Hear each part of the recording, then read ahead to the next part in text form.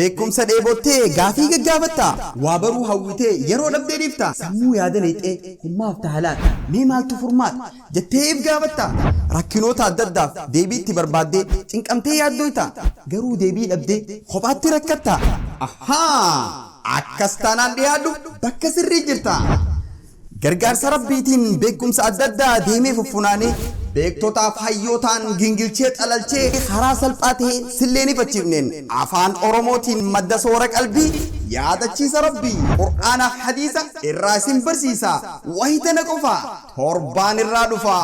beekumsa addunyaa sammuu teessan ibsa cuunfee gaggabaabsaa rakkoo dhuunfaa ta'us yookaan kan hawaasa deebiitti barbaadee furmaataas dhiheessa hamilee isin cimsuuf iddoo guyyaa garii walaloos dhiheessa dhuka dubbii qofa tan hin qabneef hafa isin biraan gaha